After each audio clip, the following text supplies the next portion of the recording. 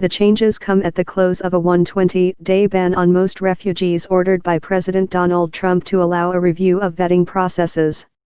The 120 days ended on Tuesday, and Trump issued an executive order allowing the general resumption of the U.S. refugee program. The memo expressed concerns about admitting refugees from the 11 countries and said the government will conduct a 90-day review to determine what additional safeguards, if any, are necessary to ensure the security and welfare of the United States. Trump took office in January with a goal of sharply cutting refugee admissions, in line with promises he made during the 2016 election campaign. He quickly issued temporary bans on refugees and travelers from several Muslim-majority countries, which were challenged in court. Opponents of the bans argued that the policies were aimed at barring Muslims from the United States. The administration has denied any intent to discriminate and says its travel ban and security changes are meant to protect the United States from terrorist acts. The Supreme Court on Tuesday dismissed the last remaining challenge to an earlier version of Trump's travel ban. Country list: the 11 countries to face further hurdles are those whose refugees are currently required to undergo higher-level security screening known as Security Advisory Opinions, or SAOs.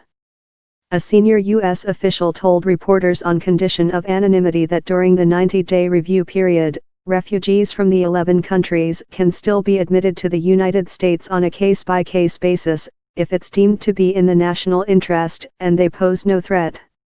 But the administration's memo, signed by Secretary of State Rex Tillerson, Acting Department of Homeland Security Secretary Elaine Duke and Director of National Intelligence Dan Coats, said the government will reallocate resources used to process refugees from SAO countries to those from other locations where the processing may not be as resource-intensive.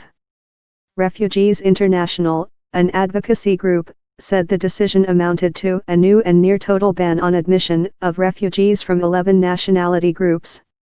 Citizens of the 11 countries comprised 44% of the nearly 54,000 refugees admitted into the United States in the 2017 fiscal year, according to State Department data. Of the countries, Iraq, Syria, Somalia, and Iran sent by far the most refugees to the United States.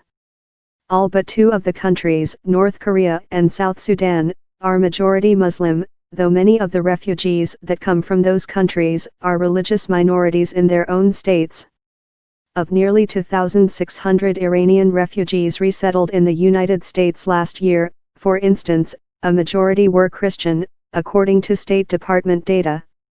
The new requirements could put an additional burden on refugees fleeing war, famine, or ethnic cleansing, whose lives have often been upended and whose family members may be scattered across the world, refugee advocates said.